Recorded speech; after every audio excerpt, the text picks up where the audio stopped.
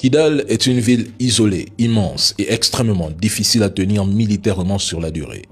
Contrôler une ville comme Kidal pour les terreaux signifie maintenir en permanence des lignes d'approvisionnement sécurisées, des stocks de carburant, des munitions, de la nourriture, des pièces mécaniques, des moyens de communication et surtout une capacité à faire circuler facilement et librement hommes et matériel sans interruption, ce que nous n'avons jamais vu depuis le 25 avril avec les terreaux.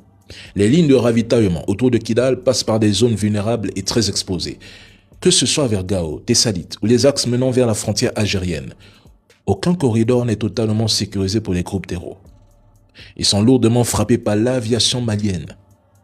Ils n'ont aucun contrôle de l'espace aérien, n'aucune défense anti-aérienne et sans maîtrise durable des routes et des points logistiques. Une ville comme Kidal devient rapidement un piège.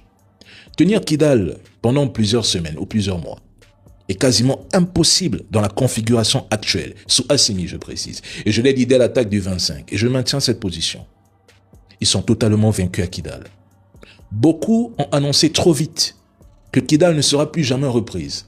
Ils oublient un principe élémentaire de la guerre. Entrer dans une ville n'est pas la même chose que la gouverner, l'administrer, sécuriser les axes, assurer le ravitaillement et la défendre durablement. Et cela vaut aussi pour Bamako. J'ai même entendu certains affirmer que les Russes se seraient entendus avec les terreaux pour laisser tomber Kidal.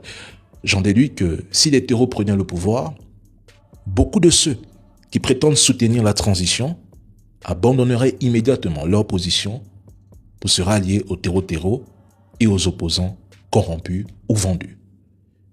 Mais la guerre n'est pas terminée. Nous allons combler les failles, réajuster le dispositif, renforcer les corridors, adapter les stratégies et poursuivre la lutte. Quant à ceux qui attendent la chute du Mali, vous risquez d'attendre très longtemps. Vous allez même peut-être vieillir, peut-être attendre une autre vie. Pourquoi pas? C'est possible.